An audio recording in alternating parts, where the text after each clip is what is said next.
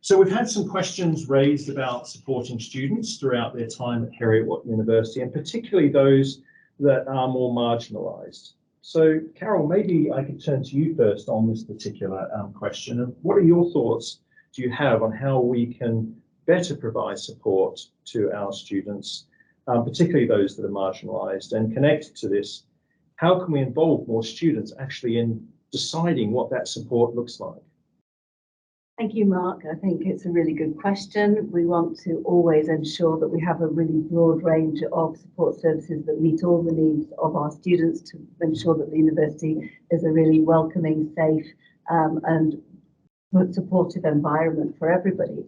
And I think sometimes it's really important that we work with the students to know what some of those needs might be. We provide, as I say, a wide range of support, but we know that there are some people that find it difficult to ask for help. There might be particular groups of students that have specific needs that we really want to try and tailor support to address that. So we work with the Student Union. We have good connections through the Student Partnership Agreement. And one of our intentions for this academic year has been to actually identify some of those marginalised groups and establish some particular services to support them. We use student engagement events to ask students what else is missing and what else we could be taking forward. And we look to provide a range of wellbeing activities that identify groups that we know might have particular additional support needs. And I think on top of that, we know that there's a very wide range of student societies, and we depend on them to sometimes work together and come back to us to say, you know, there are some gaps here. So I know that recently, particularly, there were some issues raised from the Disabled Student Society, and we've been able to kind of create some responses for that. And we've also been working with Dan and the Sports Union to look at how we attract more students who might have barriers and particular difficulties in engaging in some of the sports and social side of the university, to think about how we can do that. So those are some of the steps that we're taking. Okay, thanks very much, Carol. Georgia, did you want to comment at all on this? Yeah, I think the first thing that comes to mind is myself and Carol have been working on the student mental health agreement, which covers the next 2 years. And that's really a way for us to kind of look at everything that we already offer as a university and as a student union, and identify where there might be gaps, because often there's some really good work that's going on that maybe not all departments are aware of.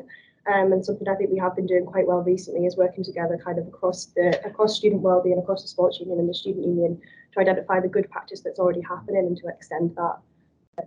Yeah, thanks very much, Georgia. And in fact, I mean, one of the, we'll talk later on about the GEDI program, and one of the new work streams that we've inducted into that very recently is actually around wellbeing, and of course, Carol, you're leading out on that, and thank you for doing that. We'll talk a little bit more about that later, but maybe Dan, you can talk a bit about the work that the sports union is doing. Yeah, absolutely. I mean, I think to provide support, I think it's important for the students to have the visibility of all the support that is available to them. Like I said, there's a lot of good work that is done, and there's a lot of really good resources that are provided to the students. And I think we're often guilty of maybe not shouting about it enough and making sure the students really can access it. And it's kind of creating that route of, you know, least resistance for the students, so that, you know, if they do need the support, that they can access it and they feel comfortable accessing it. And that's, like I say, some of the work that we've been trying to do is finding out what are the barriers to students for, you know, seeking this support, and how can we help remove those barriers, and that's kind of talking to the students, and that's kind of the stuff we've been looking to do with the student union and the wellbeing services recently. Mm-hmm. And Paul, I mean, of course, we have personal tutors, but personal tutors are not experts themselves, of course, in many of these things. But they have an important role, don't they, to play in terms of referring, I think. They do, and the academics do in all the roles that they play, I think. And you're right, they're not experts, but as Carol and Dan said, it's important to be aware. It's important to be able to have discussions. If you don't know what you're doing from an academic, from a tutor point of view, to know where you can go to seek advice, be that wellbeing or the student union or elsewhere.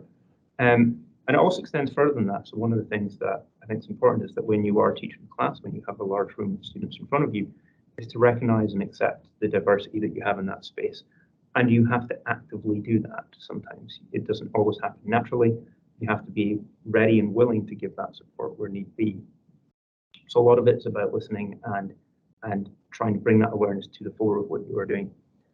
The tutoring thing is a crucial part of what we do in the institution. It's something that we work very hard on, and I think that we have considerably advanced our space there. We've got more work that we can do, and we need to recognise that, and we need to take feed into marginalised communities while we're doing that to understand and make sure that that support is offered, as Dan and Carl have already mentioned. Yeah. Thanks very much, Paul. Scott, I think, do you sit on Senate, do you? Or? Yeah. Yes, and of course, Senate plays an important role here in defining the experience of students, the academic, particularly on the academic side. And what do you think Senate needs to think about in terms of making sure that we support particularly marginalised students? Of course, students more generally, but you know, focusing on more marginalised students. I mean, I think it's important to recognise that, you know, when talking about marginalised students, it can be quite daunting because it's sometimes unclear which demographic of students we're talking about. But with regards to Senate, you know, we rely on our rep structure quite heavily, so we can accurately represent the students when we get to that high level space. So actually, I think it has to come from the bottom up. We need to make sure that our rep structure is diversified, and making sure that they accurately represent the demographic of students that we have. So then when we are raising the issues at Senate, we can comfortably say that these are the issues that are affecting those marginalised groups. Yeah, I think Senate needs to recognise that, you know, we bring these issues from a basis from our rep structure, but I think we need to try and diversify our rep structure. So when we bring these issues to Senate, we feel more comfortable that we're representing a wider range of students. Yeah, very good point, Scott. And of course, it's important as well, presumably, that those representatives in the departments and so forth are engaging with the academic members of Senate as well. So really, right at the coalface, actually, they're interacting. Very good.